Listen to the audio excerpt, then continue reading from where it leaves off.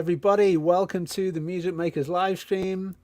Please let us know that you can see and hear us in the chat. Adam, how you doing?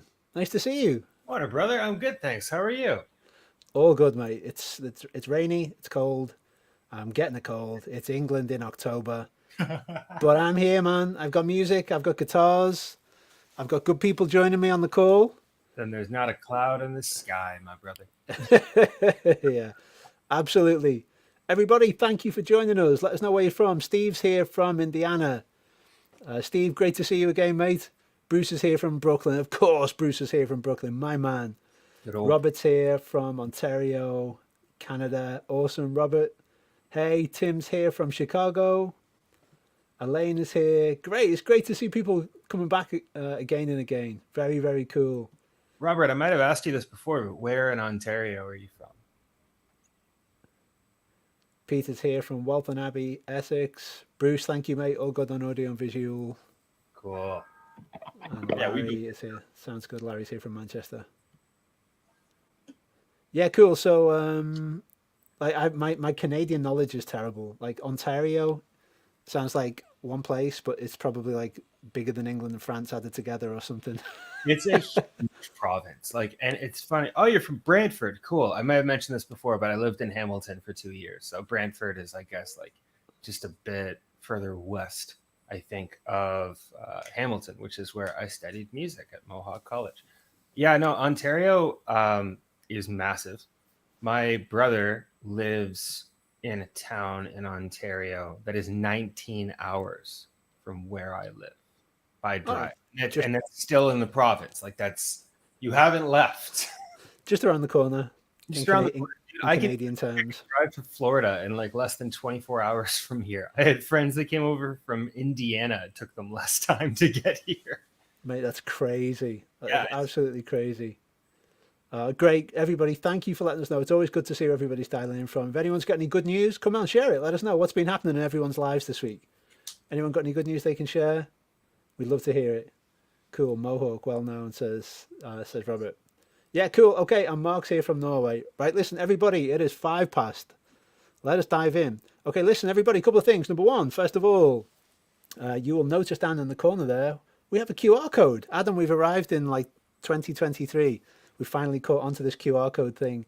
If anybody wants to become an NGA member, just scan the QR code. Hopefully it works. I don't know, like fingers crossed. Let us know if it. Yeah, try it, mate. Yeah, I tried it like whenever it was. We set it up a few days ago, but I've not actually checked it today. Yeah, no, it gives me the option to open the link and everything. Yeah, sweet. Okay, cool. That's great. So if anybody wants to become an NGA member, scan that link. That'll take you to the sign up page. If you become an NGA member, you get your own customized guitar learning plan. You get access to a world-class guitar learning library. You get access to our amazing members forum, our weekly members live streams, and our song library where you'll get chord sheets and tabs differentiated by ability level. It's absolutely an amazing deal. I think it's the best value guitar membership in the world, and I'm not exaggerating. I think it is. I truly do think it is. You didn't even mention the best part of the whole thing, Mike. What kind of salesmanship is this? We've got a community. We've got a wonderful community of amazing learners who are just like you, who are also trying to make their way through music and are also really, really willing and able to support others. And one of them is actually in this call right now. Bruce, we're looking at you. Bruce is one of our hardest working members in our membership. He helps everybody. He's always supplying people with information to help them on their journey. And that's the big part of what we're about too, is we want you to be a part of this amazing community. So click the link in the QR code. Come on over. We have fun over here. Bruce this week has jumped into recording and reproduction. Bruce, that's great news. That's amazing.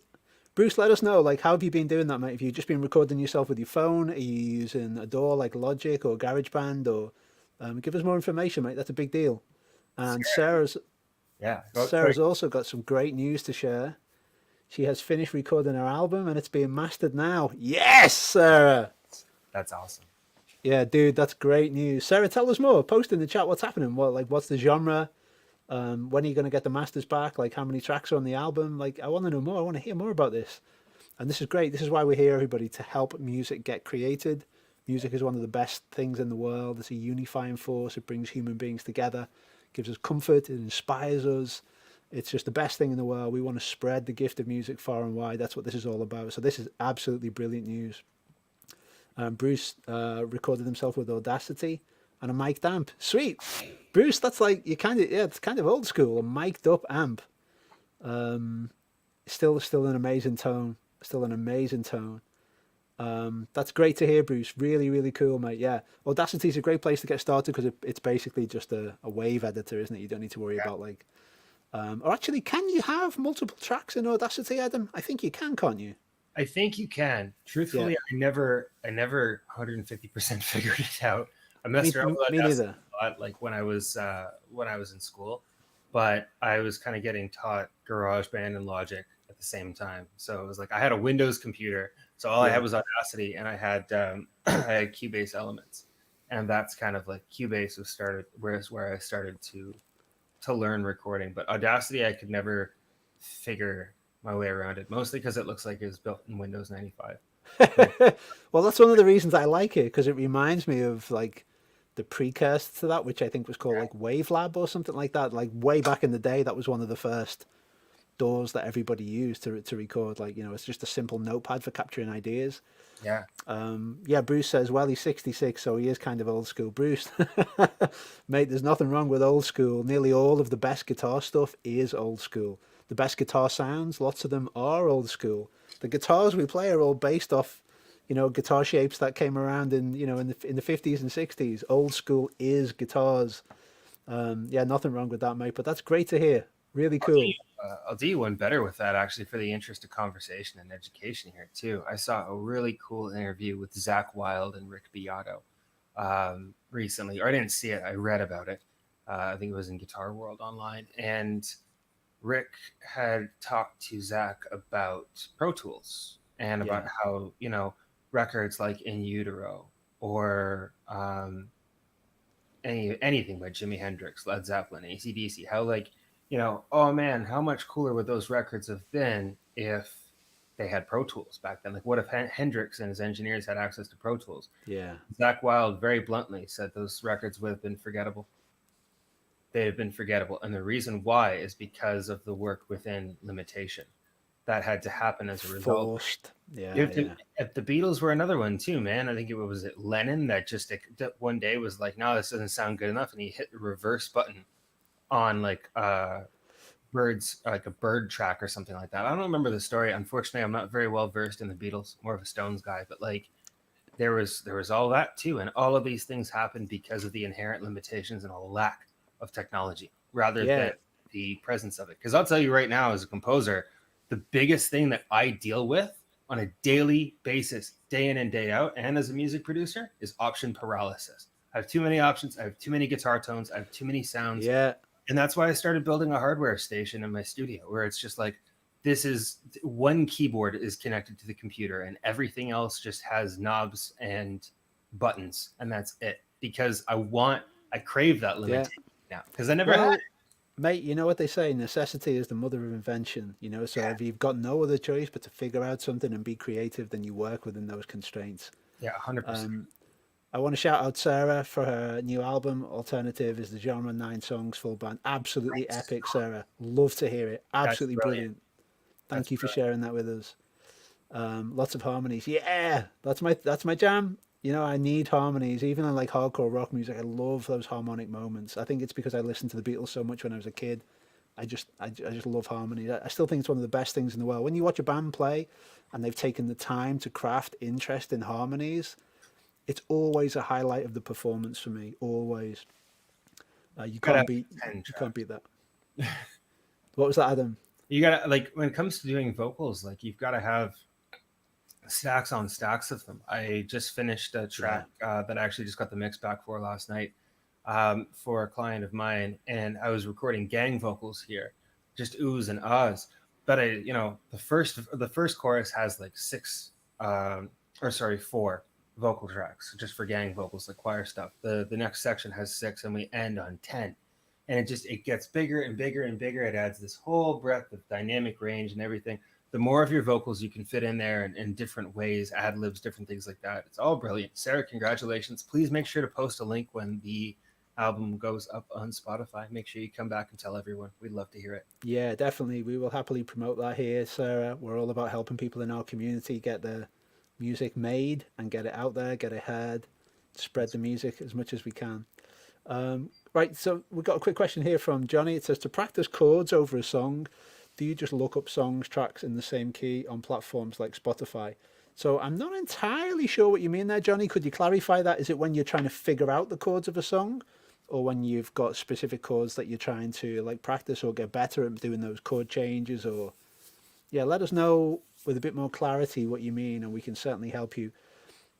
Everybody, today we're kind of in your hands today. We don't have a great deal prepared. We've got a few things I want to run through, but I wanted to leave lots of room for Q&A. So like last week's show, I felt like we had to sort of curtail some of the Q&A because we had sort of some stuff I wanted to share with you, but I think we should maybe flip that around. I want to make sure that you guys get time for us to answer your questions, anything about guitars, anything you want us to discuss about music, music production, music culture, bands, ideas, concepts, trends, whatever it is, anything at all. If it's to do with music, we can discuss it here on the Musicmakers live stream.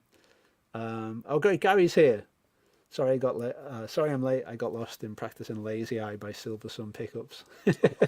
No worries, Gary. We're pleased you're here, mate. Good to see. Good to hear that. To see that you're here. Bruce is playing this. The bass I play is a Fender Mustang 1967. Nice, Bruce. Nice. I didn't know there was a Mustang bass. I've got a Fender Mustang guitar. Bruce, does that have those weird pickups that can go out of phase as well, like on a Mustang, on a guitar Mustang? Maybe it's the same for the bass. Offset instruments are my favorite thing ever. It's so wild to play. It's like, I don't know, you can just get the really weird sort of like quacky tones from it that you just can't get. You know, when you, I don't know what it is electronically, you make the pickups go in the opposite phase to one another. Phase inversion. Yeah, so it's that then you get that kind of weird, yeah. What is that tone, Adam? What's the name for that? You know, it's like, I always just think of it as a quacky tone. Has it got a proper name? It's quacky. I don't like, yeah, I mean, with that, I always just refer to it as phase inversion. I'm not really 100% certain, like in the guitar world, how that translates. I mean, we deal with a lot of that stuff in recording. Oh, and it can go out of phase. That's very cool. Yeah, a lot of those offset style instruments are just like, the aesthetic of them is super cool too. And I know, like, especially in rock and metal, they're kind of making a comeback. I know Buddy from Royal Blood just did like a signature offset bass with Fender that is a short scale. Actually, Bruce, is probably very similar to the short scale that you're referring to here. You should look up Royal Blood, because that's a band you can jam to. And it's a band you can jam to on bass, because to my knowledge, they actually don't have a guitar player. It's a bassist who can flip his sounds between guitar and bass. They're like a two-piece, kind of like Death from Above or White Stripes type deal. Yeah, very cool. Short scale basses. Yeah, I like that, Bruce. They're more manageable, aren't they? Like, you know, some basses can just seem really huge.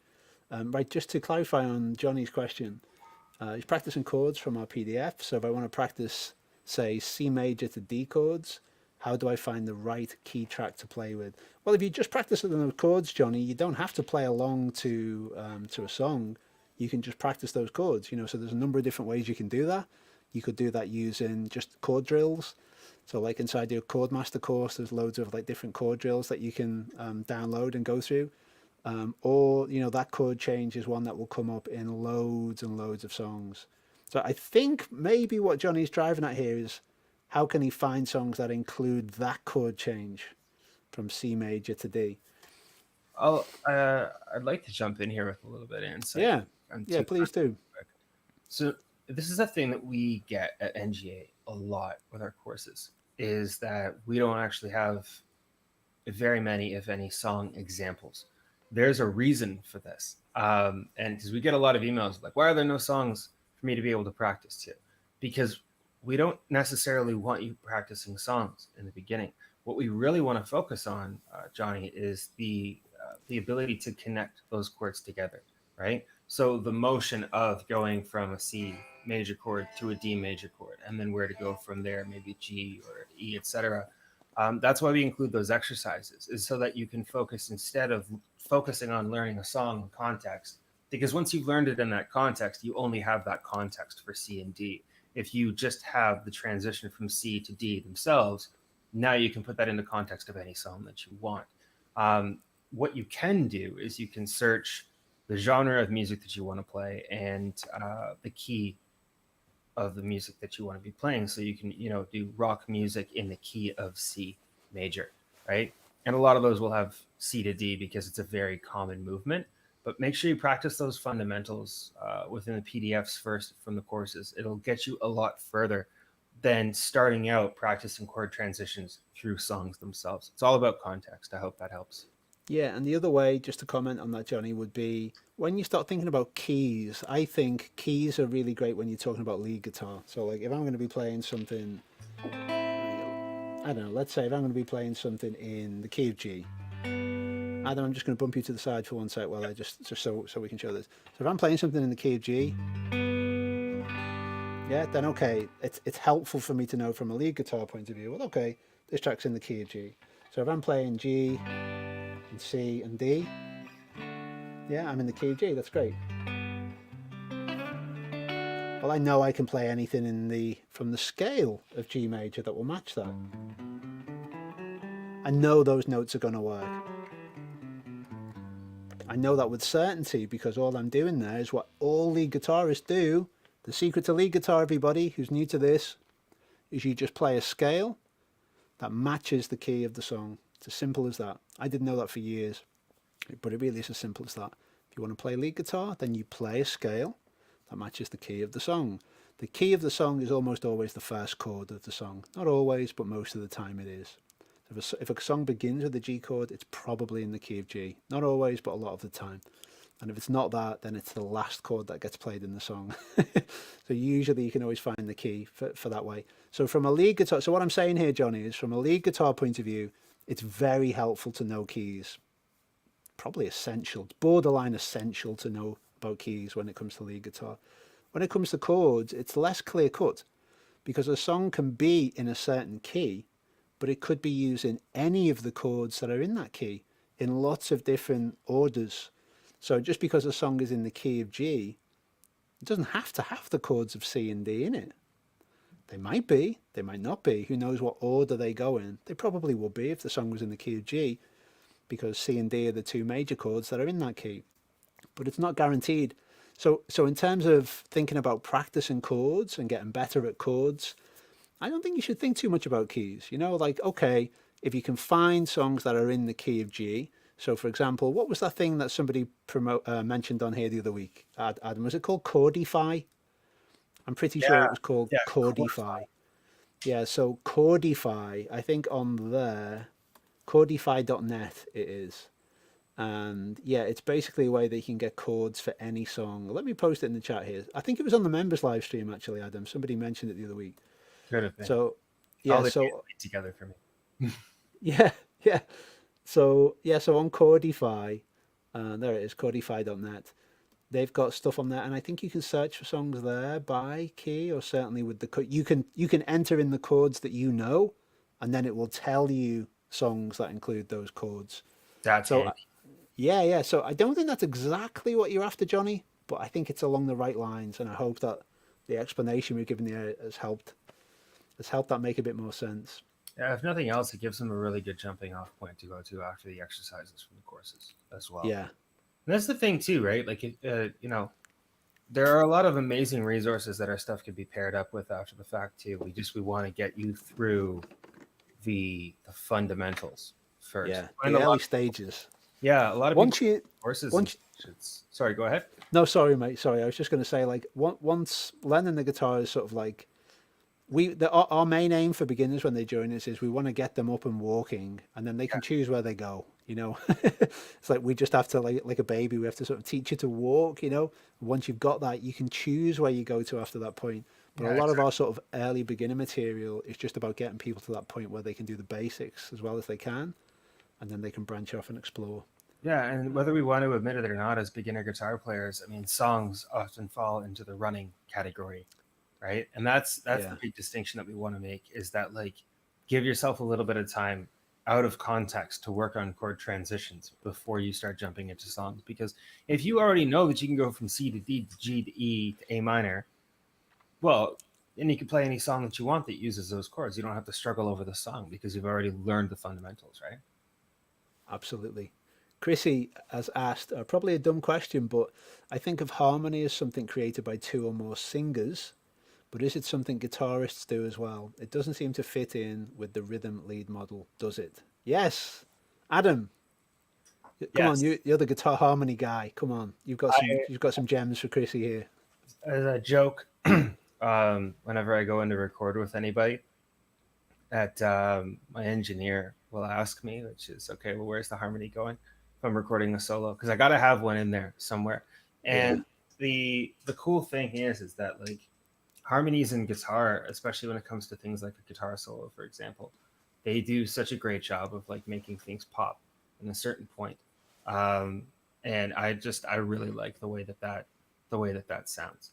And yeah, so I mean, anybody can do harmonies, right? Piano players do harmonies all the time. I mean, piano players themselves are harmonists, right? Because they're playing left hand, right hand simultaneously. Here's two things for you. Number one, there's no such thing as a dumb question ever, especially when it comes to music. So please don't press yeah, and a lot of the time, Adam, sorry, just to interject that, a lot of the time people don't ask questions because they think it's dumb. Yeah, you know, or like they're worried about that. Like Chrissy and anyone else who watches this video, you could not be more welcome to ask dumb questions here. This is the place to ask those questions. Yeah, don't be embarrassed. We're all learning together, and this community of people are here to help. So yeah, don't ever feel like anything's a dumb question. Just ask away, and we'll always be glad to help. And here's the thing, Chrissy. As a secondary point to that, it was actually more of a primary point, really. Why should we be limited in terms of who can make a harmony? It doesn't have to be two or more singers, right? It can be one singer tracking themselves a whole bunch of times. Like I was saying to, I believe it was Sarah earlier. Sorry if I got your name wrong. You know, it was a session I had a couple of weeks ago. It was just me sitting here in the room with this microphone, tracking myself singing oohs and ahs in different harmonies, you know, 1, 3, 5, and then fifths above and thirds below and all that. And it's just creativity. So don't worry about what harmony is. Just worry about creating them on whatever instruments you have in front of you. And trust me, you'll have a fun time doing it. What I would say, Chrissy, is as far as rhythm and lead is concerned, harmonies and harmonic moments are some of the best moments, whether they come from singers or not. But I absolutely agree with Chrissy. If somebody says to me about the harmonies on a song, I almost always picture the singers, the vocalists. I do the same thing. But like Chrissy, just to give you an example, I don't know if you've ever listened to any stuff by like Thin Lizzy, you know, but one of their things was that the guitarist would play the same. You know, they had like two lead guitarists and they would play the same lead lines, but in different octaves. So I think this was before like pitch shifters and octave pedals were a thing, you know, but they actually just did it, you know, like with two people playing two different things, just an octave apart. And it sounded amazing. Thin Lizzy, oh my God. Dude, when Thin Lizzy were good, like the peaks of Thin Lizzy, so good. So good. I love that band. I love their version of Rosalie, the Bob Seger song. Mm-hmm. I love Dancing in the Moonlight. Yeah, there's just so many good Thin Lizzy songs. You got no love for Whiskey in the Jar? Yeah, well, that song was one of the most played songs in the pubs of Liverpool. So like it's one of those songs that's just been done to death for me because like I've just heard it so many times in various like Irish pubs, you know, with just completely wasted drunken people singing along. Whacked by daddy-o. Yeah. 3:00 in the morning, somebody's daddy-o was actually getting whacked because somebody personally get out of my bar. Yeah, literally in every Irish bar in the world, like in at least one Irish bar somewhere in the world, somebody's daddy-o is getting whacked. Yeah, so and also like just another quick, you know, sort of story around that, Chrissy. Years ago I was recording an album and we were struggling with this particular solo and it sounded good, but it was lacking something and we couldn't quite pin down what it was because it sounded great live, but when we were trying to put it on the record it didn't quite work.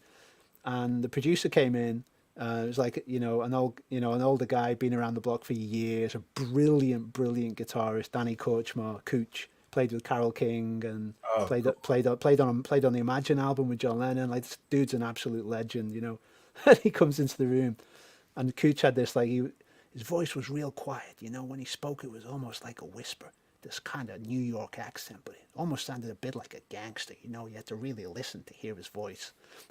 Weird that you And can do that. and he comes into the room and he listens to the solo, and like, he just arrived for the day. He walks into the session, he hears the solo come through the speakers. I'm like, Cooch, we can't get this right. What are we lacking here? What are we missing? And he listens to the solo and he goes into the room, and he said to our lead guitarist, he just wanted him to just play the root note like an octave higher. So like the solo was in like A minor. It was on like a sort of a dirtier tone than that, but like, let's say the solo was going, it was kind of a nasty, gritty tone that was on there. And then what fixed this, we'd all been struggling with this for like, I don't know, 3/4 of an hour. Cooch comes in, and what he did was he just got him to play literally just an A note, like at the top of the fretboard. Let me just bump you to the side here, Adam, super quick. So like, he literally just got our lead guitarist to play that note. And literally nothing else changed. The most simple, like almost facile, ridiculous thing you can imagine. But guess what happened? It just made everything knit together. And it's because it created this harmonic center that everything else could kind of coalesce around. The song was in A minor. He literally just bangs out this A note, and then we bury it a little bit in the mix, and then everything just kind of knitted together. It was a really good example of how, some really simple harmonies can provide some of the best moments, I think. Great question. Thank you, Chrissy. I love that about recording, man. I think it's those that happy little moments where it's like, oh, all you need to do is just fix this one thing. And I think that's what makes, like, that's what I strive to be in a producer, is like the guy that knowing those things and just know those things. And like when you get those moments when you're working with an artist, it's so good. Oh, it's so gratifying. I did one track a while ago with a very, very, very dear friend of mine. Shout out Lena Zotto. I love this woman so much. She's an amazing vocalist. She's my son's aunt as well, and my wife's best friend. And she's a killer vocalist. And I had this track that I was working on for a music library called Misery. And I had a sample of a little girl singing this like really haunting ooh ooh ooh thing. Couldn't use the sample because couldn't clear it. And so I called Lena in to do it. And just like, we went through probably about 10 different versions, and there were no lyrics. It's just ooh, ooh, ooh the whole way through, and this very like haunting melody type thing, like almost like a Tim Burton film. Or I guess Danny Elfman, sorry, is what I was actually trying to say.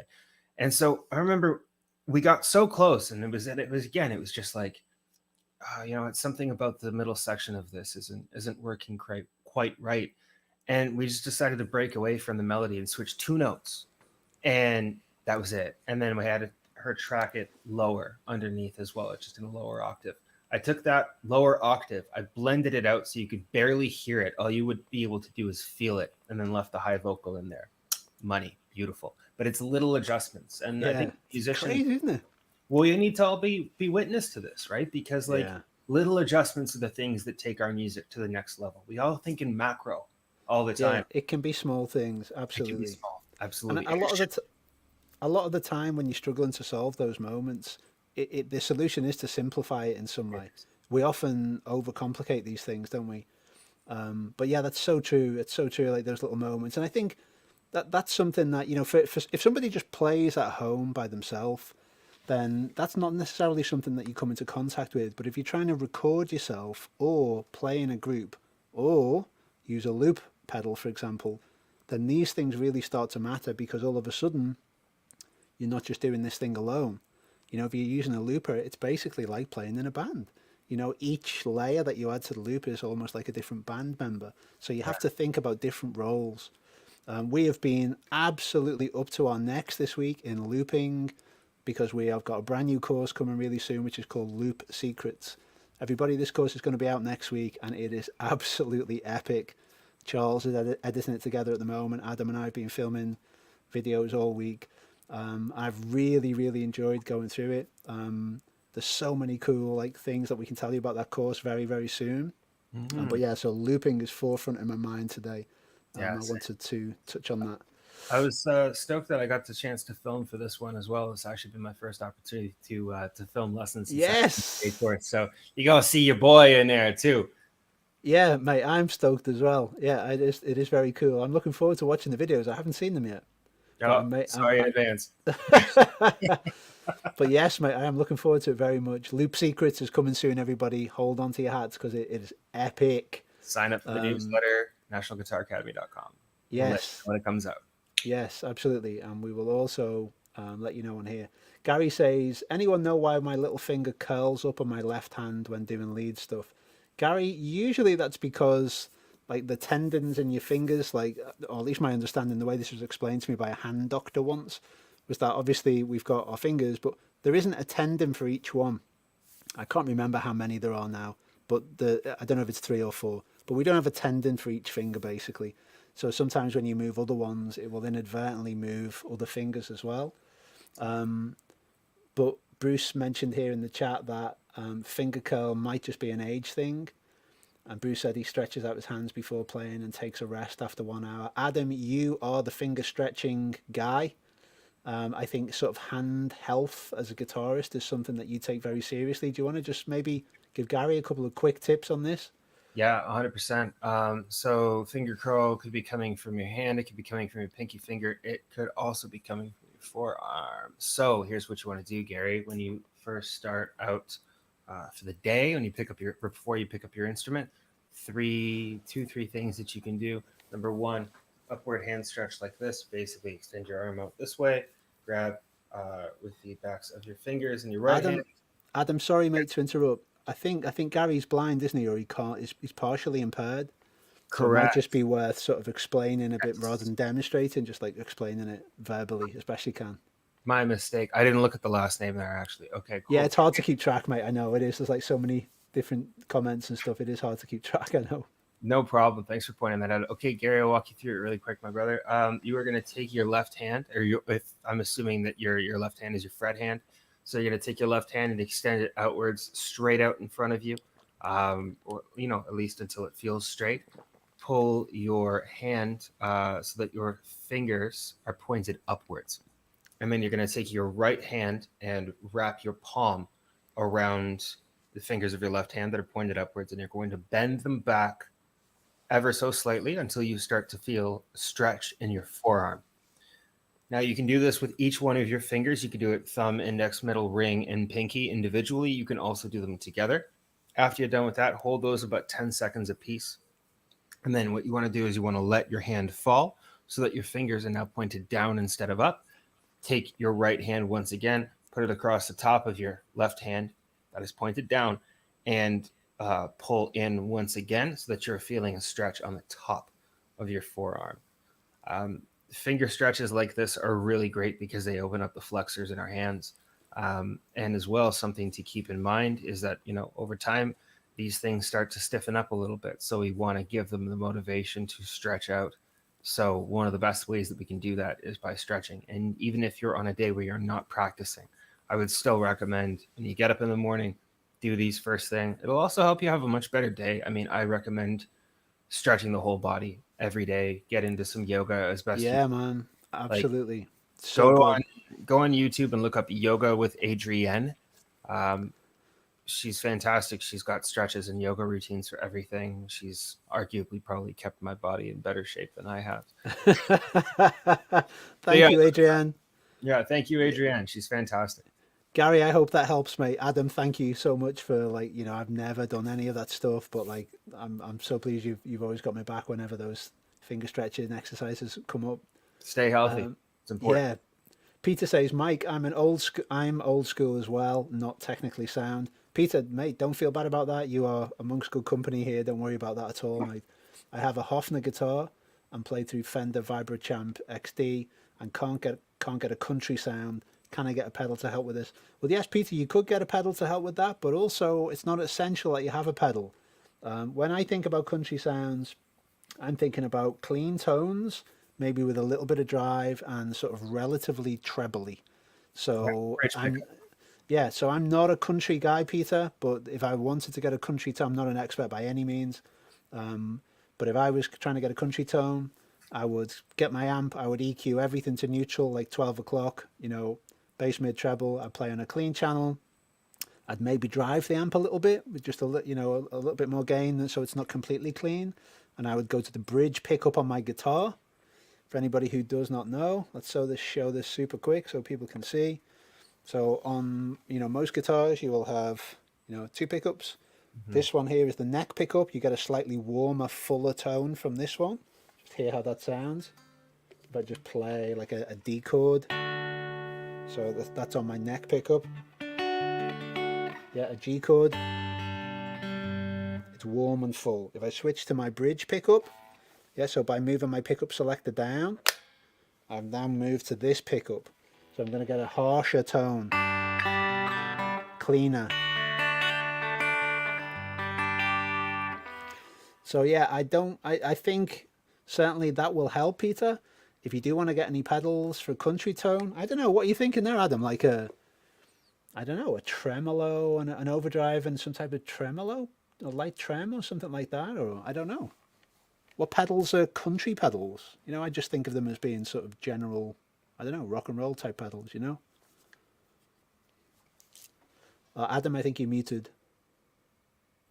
Whoops.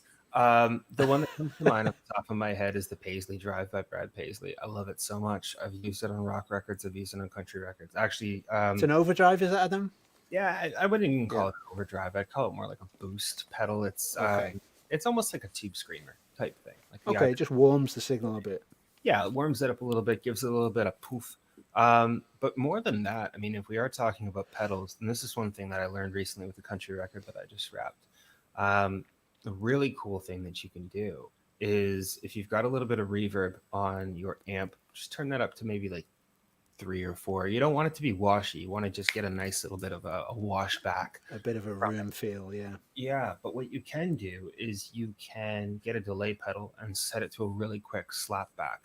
And I will demonstrate that really quick. One second. I think. Oh yeah, there we go. That's good. So I'm on a bridge pickup.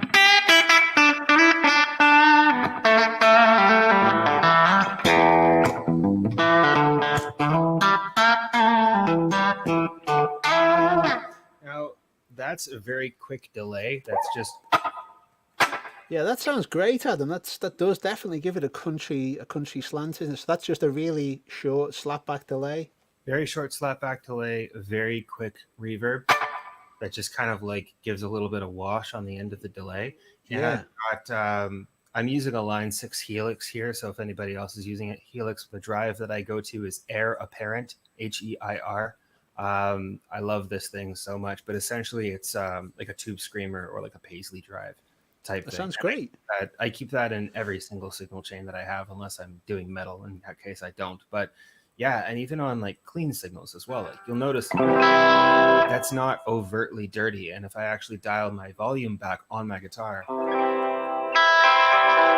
I can clean that up a fair bit just by dialing back the volume on my guitar. So yeah, I would say, just a small drive pedal that, doesn't do a whole lot, just boosts, quick slap back delay and a tiny bit of reverb, and you're set to twang. You're good to go.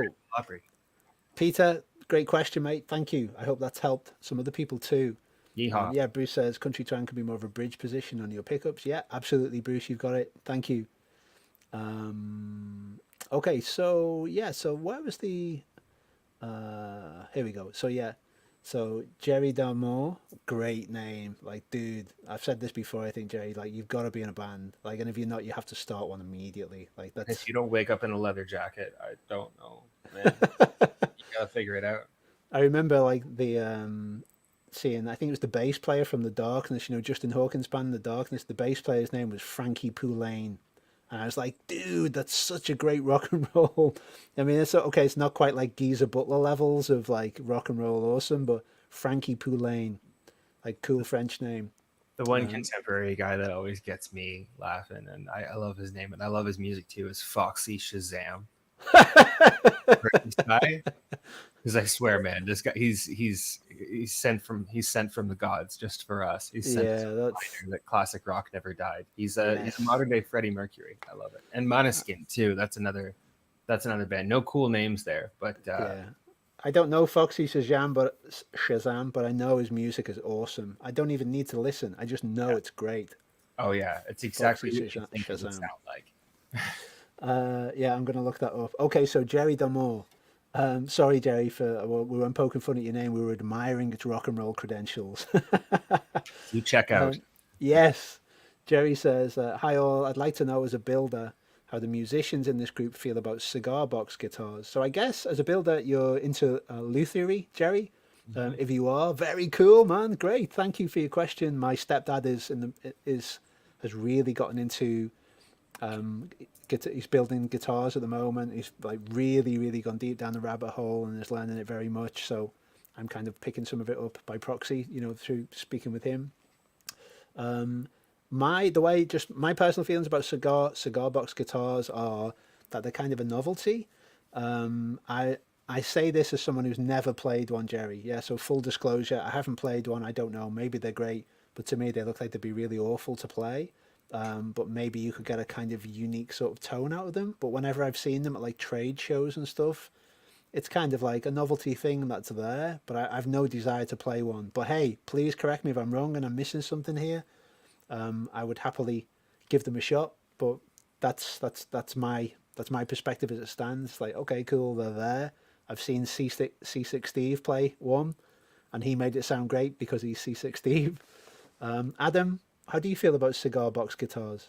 I got the chance to play a couple of them in college in open tunings with a slide guitar, and it changed, with a guitar slide.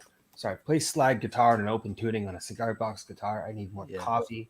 But yeah, and I really like them. I mean, as a composer and a producer, like I take every instrument that I can get because everything's a little bit of a different tonality. It's got something a little bit different to offer. So, kind of wishing I had even access to one of those when I was doing the country record at the end of last year and the beginning of this year, just because, would have broadened the sound a little bit. I think like that's one of the cool things about instruments is that everything kind of has its own unique guitar tone or its own unique timbre tonality in itself. And yeah, I think cigar box guitars are fantastic. They are definitely novelty by comparison to something like a Strat or a Les Paul, but at the same time, like you see a lot of these here that have the F holes in them. That would make a great swap for a resonator guitar if you didn't care about the other two strings. Yeah. Yeah, definitely a cool item, and just something that I think cigar box guitars are neat because they're a reminder of the DIY nature of music. Just take anything and stick some strings on it and play it, right? That's the ingenuity of the whole thing. Jerry, could you pop a link to do you have a website or anything like that we could check out? Good on you for popping in here and taking a consensus, my man. That's some great market research. I admire it. I respect it. Yeah, very cool. Let us know, Jerry. Depends on what you're looking for. It sounds slightly different. Oh, Chicken Bone Guitars. Cool. Please drop a website link. Yeah, cool. Okay, so I'm just trying to catch up on the chat here. I'm a bit behind. Mm-hmm. Yeah, okay. So Jerry says, if you aren't using an empty cigar box to store stuff, it makes a great guitar. Yeah. Yeah. Hey guys, my real last name. Yes, Jerry, my man. It's legit. He is awesome. No modifications needed. No paperwork, nothing. Yeah, he didn't just make up a stage name and nom de plume or whatever it's called. That's his actual name. Very cool. So Jerry, building is addicting. You should really try. Yeah, so I am Jerry, absolutely fascinated by, the guitar builders, luthiers. It's an amazing, deep and fascinating world. That's like, it's at the intersection. I've mentioned this before. It's at the intersection of so many interesting topics for me. Music, guitars, electronics, woodworking. There's science mixed in there in terms of how to get the intonation and balance everything out right. And then at the end of all of that craft and ingenuity, you come out of it with something that makes music and can be a useful tool. I couldn't be more on board with it, and I've no doubt that in a few years I'm going to have an apron, a workshop, I'll have my safety glasses, and I'll be like the guy from the Stu Mac channel with like, you know, like a million perfect screwdrivers and like Allen keys for like, you know, it's like, I know that Luthiery is in my future. I just haven't arrived there yet. You gotta talk to my guy Brett. And just while we're on the topic, I'll give Brett Bailey a little shout out here. I don't know if he ended up popping in here today. I know we were talking earlier, but I've in the past couple of years had the opportunity to experience a lot more of Luthiery up front. I recently started working with Contriver Guitars here in Canada, and they had offered me this. Like I've shown you this before, but this is a custom built. Looks great here in Canada. Actually, Richard, just in Hamilton, and it's been really cool because we get so used to our ES335s, our Telecasters, our Stratocasters, and our Les Pauls and our Ibanezes that we forget there's a whole other world of personality inside these instruments outside of those models. And having this guitar in particular, this is called the Contriver Signature 6. Having this guitar reminded me of that because I'm very much a traditionalist. I have a Strat, I have a hollow body, I have a Telecaster, I have a baritone, I have like 3 acoustics. So it's very like my arsenal is very traditional. When I got my hands on this thing, it was like, oh wow, a guitar can be something completely different than what we're used to. I mean, like this one has a baritone scale. I believe it's like 30 inches. And it plays completely different than anything I'd ever experienced before. And I own a baritone, but it's a 27.5-inch scale length. So this thing it's its own personality altogether. And when you're able to get a little bit closer to that and see what that looks like more up close, you get a completely different understanding and appreciation for the craft. And all of a sudden you love it so much more. Shout out Contriver Guitars in Canada. Yeah, and just in general, shout out like anybody who's making guitars. Like they've instantly, you know, got my respect and admiration. It's such a cool thing to do. I really love it's just such an interesting topic. We could do the whole live stream on that every week, mate. I just love it, and I love speaking to the people who are making them. So like, we should do that. Yeah, like this. So like you guys can see like this t-shirt I'm wearing here, Gallo Guitars. This is a guy, I think he's from Huddersfield. I met him with a guitar show at Haydock Racecourse last year. He's building some amazing guitars. They look so good. If I'd had enough cash, I would love to have bought one of his guitars. But yeah, just there's so much love and that goes into it. You know, like these people really love music. Their attention to detail is incredible. I really admire what they're doing. People who actually take the time to sit and craft guitars, so cool. Shout out Mike's dad. Yeah. Frank, good morning, mate. Good to see you again. Good to have you here. Mark says, is there a difference between harmony and melody? Yes, there is. Mark, so I've got my answer, which is basically, which is the idiot answer as usual, which is but like melody is like, I think of it as being like single notes. Harmony is like when there's more than one note, you know, so like chords are about harmony. Melody is like single note melodies. That's how I would think of it. It's like a melody would be something like, so there we go. Let's do some My Girl. Yeah, that's a melody. Whereas, you know, playing a whole chord, you know, that chord works because of the harmonies between the different notes that are being played. Adam, what's the like jazz school answer? Because you must be all over this. I mean, I can't give you the jazz school answer, but I can... yes, you can, and you will. Well, my melody is a chief of a 3 flat 5 and a 9. No, for me, like, yeah, I mean, I look at harmony in 2 contexts, right? When we're looking at the harmony of a song, we're kind of looking at the grand amalgam of everything together. Like, what does the harmony of the song feel like? But then there's also harmonies in general, right? Which is what we were talking about earlier. So, for example, like if I had melody without putting this in the looper, if I had, let's see here, okay, that's a melody, but then we could go and we have 2 notes that are playing a melody at the same time. Well, those 2 notes are creating a harmony together. Actually, I think that might have been the intro to Brown Eyed Girl. I don't actually know. It's pretty close. Yeah, but Yeah, it's, so when I think of harmonies, I think of, we have a melody, and then we have another line that is harmonizing with that melody, which creates the harmony. This will actually be covered in our new course, Loop Secrets. So make sure, if you want to learn more about this stuff, Mark, head over to the website, register for the newsletter, and you'll be the first to know when the course goes live. get Um, that plug in, Adam. I like that. Plug the I course, my man. I cover this in the bonus section. This is actually a portion of what we do inside the bonus component of the course at the end where I appear.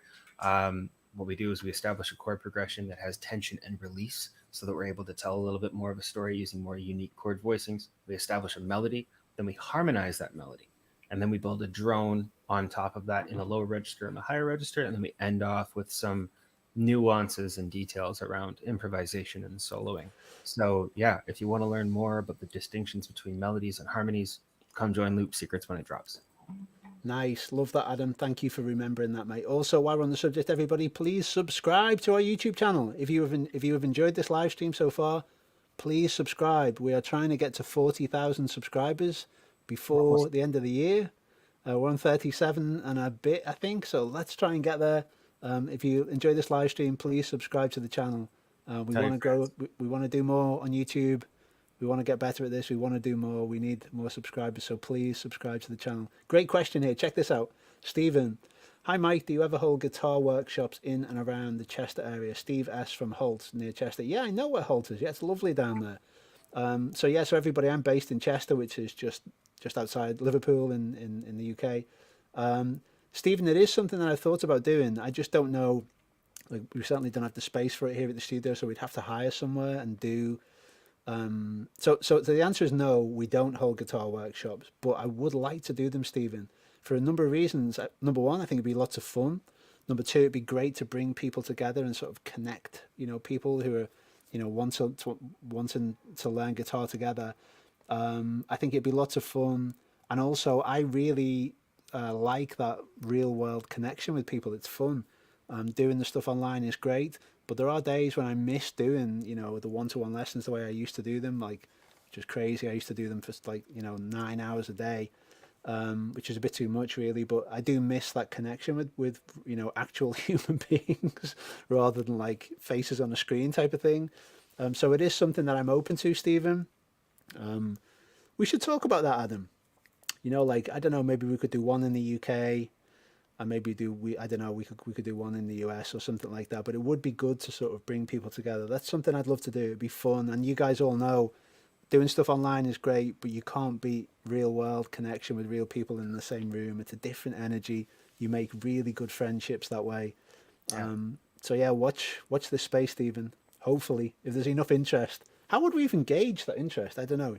Would we just email our email list and just say, yeah, is this something you're interested in? Click this link, or yeah, I would say, yeah. And I think too, I mean, Stephen, don't forget, I'm not sure if you're in the membership program yet, but that is a thing that we actually offer online. It's not the same as an in-person workshop, but every Monday. But it does give you that group thing, doesn't it? Yeah, it's true. And we've got our live stream every Monday for our members, and you actually have the opportunity to vote on what the subject matter is going to be as well, right? So if one specific subject matter gets enough votes, we'll cover it.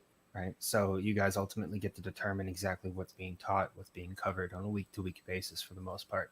So yeah, come check it out. And yeah, in the meantime, I mean, I'd go down to New York City and host a clinic with you.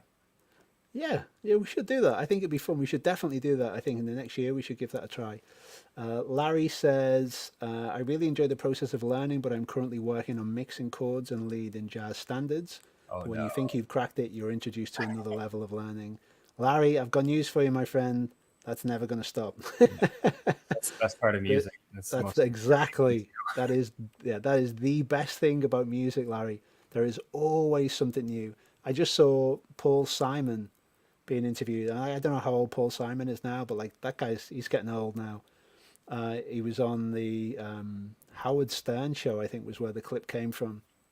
And he was saying how, he's still learning new things every day and constantly finds these new places he can branch into. I think the word he used was the universe, like the guitar universe. It really doesn't end. It just keeps going. There's always something new to learn, and that's the beauty of it. There's always something there.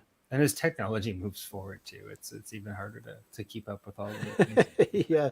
One thing I will say to that question really quickly as well is be conscious of the relationship between your chords and your scales. Mike, can you just pull that question back up for 1 second there?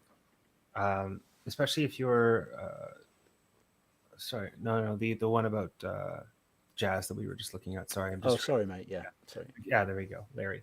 So you're mixing chords in lead. The one thing that you want to be conscious of, especially if you're dealing with standards, is the relationship between scales and chords, right?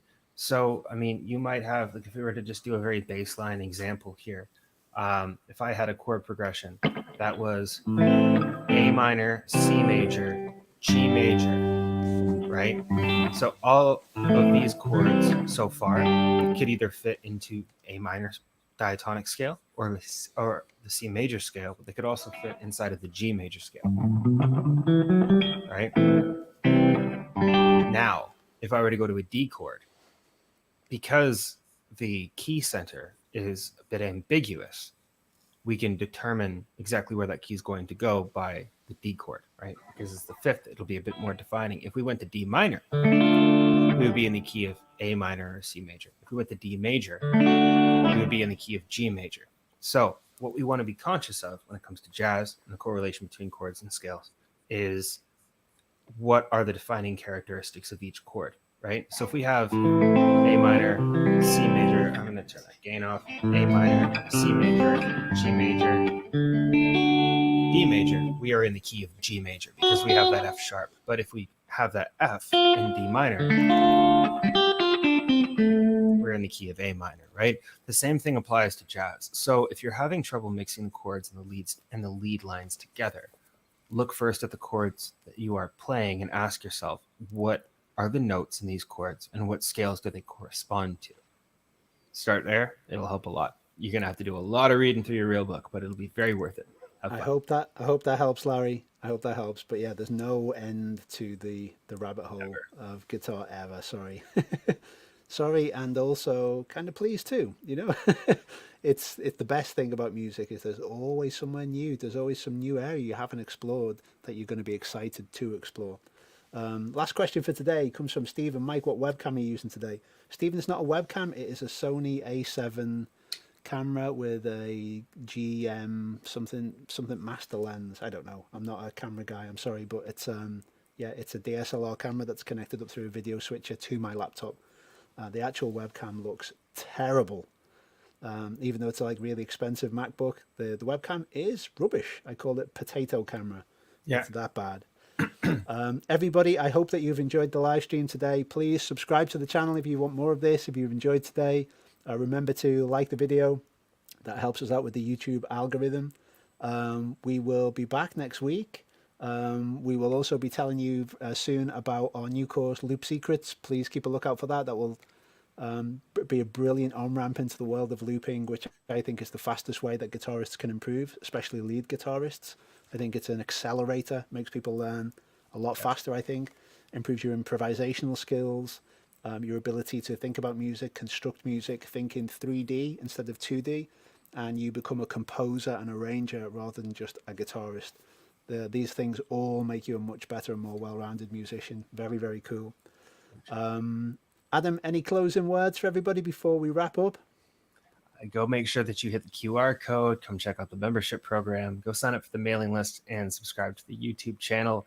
And as well, if you would like to hear more of me and my music, you can find me on Spotify at Adam Tobias. My latest single is called I Was Never Here. It's out now, and you should also stay very tuned because Mike also has a remastered album coming out with his band, The Mags, very soon. So stay tuned and watch the space, everybody. It's all happening. It will be here very soon. Everybody, I hope you've enjoyed the live stream. Have a great week. Thank you for getting involved. Thank you for your questions. Thank you for taking part. Really, really appreciate it. And we will see you all very soon. Go practice. We'll see you next week. Thanks, everyone. Bye now.